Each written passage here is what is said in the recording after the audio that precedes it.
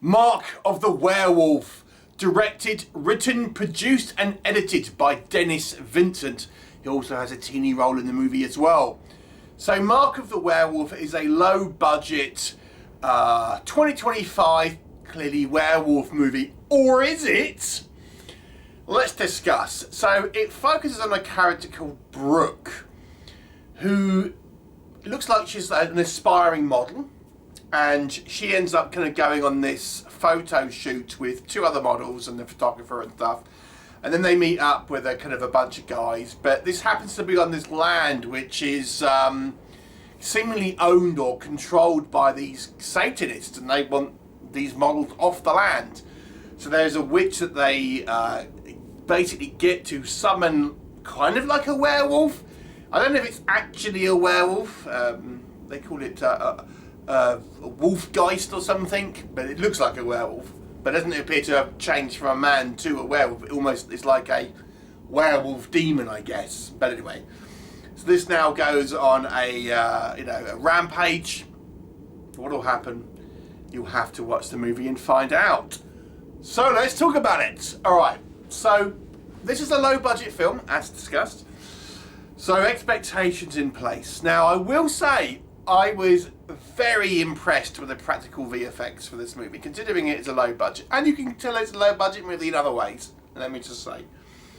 But the practical VFX is impressive. The actual werewolf suit itself I quite enjoyed. It kind of reminds me a little bit of the Michael Jackson werewolf from Thriller, I have to say. I kind of quite dug it. So it's almost like Wolfman-esque, kind of, but with a little bit more of a monstrous twist. As in, Wolfman is an old-fashioned style Wolfman. But yeah, I think it's pretty good. It looks, the guy they got playing this werewolf is obviously a big guy, and he's, it's quite an impressive suit, and yeah, I kind of dug it. But we also have sort of other sort of VFX, practical VFX, and these kind of Satanists and stuff like this, and there's scenes towards the end where there's almost like possessed people and kind of demonic forces and the glowing eyes and stuff. And I really enjoyed it. So I have to say, I thought the actual practical VFX in the movie are really fun. They're really fun. I'll dig that. The movie has a stylistic vibe to it. Now, this is a little bit of a double-edged sword, because I think it's possibly a little bit over-stylized. But on the positives, it gives it this kind of rock music video sort of feel to it. There's lots of kind of dry eyes. I think a little bit too much, possibly, but there's constantly like loads of kind of like dry eyes, or sort of smoke effects and things like this all over the place, and this outside shots and things like this. So it kind of looks kind of fun. Like I say, it kind of looks like a music video. I guess that goes with the Thriller aesthetic, I suppose. But there's some kind of like funky transitions with the edits and things like this, and a little bit of kind of filters on some of the shots and things like that. So the movie has this sort of MTV pop culture sort of tinge to it, I guess you would want to say. That I kind of looks kind of fun. Again, it kind of goes in with this sort of in-your-face sort of style attitude that this movie has. The gore isn't over the top, but I think what there is for the I think it's relatively well done for the kind of the budget.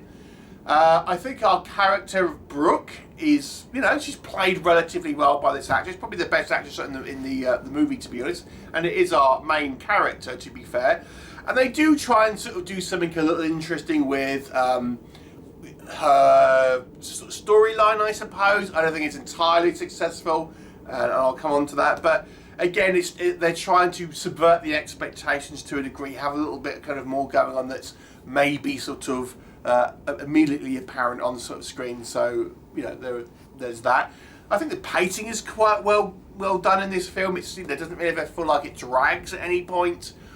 Once we kind of get started with our werewolf attacks, it pretty much never kind of lets up from there. And as I say, it tries to add a little something extra to the proceedings as well. So let's talk about what doesn't work. So I think our character of Brooke relatively played well by the actors that plays her. Other characters, not so much. Other characters, let's just say it's a mixed gambit here. I think some do better than others, but there is also some pretty cheesy and terrible kind of line reading here. So the acting's a mixed bag overall. Let's just say that. It is a low budget film, but yeah, it's a mixed bag. It's not consistent. Some are better than others, but I think there is a little bit of lack of quality control in some of the acting, at least. I think the practical VFX are good. There's a little bit of digital effects. CGI muzzle flashes. Looks terrible. Looks terrible. It's surprising when you consider, I think, the quality that's been put into the practical VFX. Some shoddy, like, After Effects sort of CGI here, or kind of, you know, Adobe After Effects sort of style. It just looks really bad. It's surprising, to be honest with you, when they've clearly made such effort in making some decent practical VFX. Odd choice. And as I've kind of mentioned, I think some of the stylistic choices, they are a little bit heavy-handed at times. So this is a case where we have one guy who's practically in charge of everything. Dennis Vincent, producer, director, writer, and I guess he's had a hand in like the VFX and stuff as well. And it looks like he's kind of having fun with Adobe, you know, After Effects, doing these kind of weird transitions and things like this. And it's a little bit overdone, to be honest with you, where it kind of comes across as like someone's just going crazy with editing software and having all these, like, you know, digital effects on the transitions and things like this, and it, you know, it's a little distracting at times because it isn't consistent. And you know, that's a cool effect. Let's try this for this particular transition, and that's what it looks like. So some of the kind of the artistic choices, the stylistic elements here that I think in some respect kind of give it this kind of music video vibe are a little bit overdone, to be honest.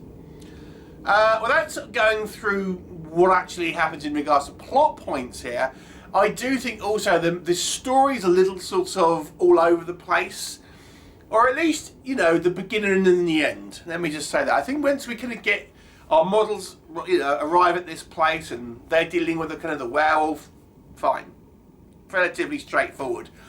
But then we have this sort of scene at the beginning where Brooke's appearing to talk to the director of a movie with the VFX that are in as the monster, you know, that we see as the werewolf, and then it's kind of really not referenced again. And thinking, what the hell was this about? And then we kind of get to the end, and it has this kind of aha moment, you know, the kind of the old subverting of the expectations. And I don't know how I feel about it, to be honest. I thought, well, at least they've paid it off. But at the same time, I think it will be a little bit unsatisfying, to be honest, for some, because it kind of feels like, let's just say it's a Dallas moment. If you're of my age, there was a big thing in Dallas, the soap opera, that you might say maybe jumped the shark at. That's all I'm going to say. But yeah, so I don't know if people would find that particularly satisfying, let me just say at the end. So it's a little bit of a mixed bag, this one. I think if you just want to watch some cool VFX, see this kind of werewolf demon kind of get tearing up people. There are some odd choices, like we have this German, like German Satanic cult. They're all like speaking with a German accent for some reason. And then they've got like, I mean, it's kind of sort of semi-explained. They've got this like one contact lens, each one of them. It's just like, okay, well, why have each one of you got one contact lens? And then it kind of goes through it at the end, but then again, it subverts that expectation. Anyway, so yeah, it's a mixed bag. It's not exactly. I think it's needed to have a producer saying to Dennis Vincent, no, that doesn't work. Think about the kind of the general audience and stuff like that. Clearly, it's the movie that he wants to make, but I think as often happens when you have one guy in charge doing everything, there tends to be no one to rein in the impulses here. And I think a smoother movie, a more digestible movie could have been produced from this, which You know, but overall, still, it's a worthwhile look for some. I'm going to give it a 5 out of 10. Have you seen it? What did you think? Leave me a comment and I'll look forward to seeing you next time. Bye for now.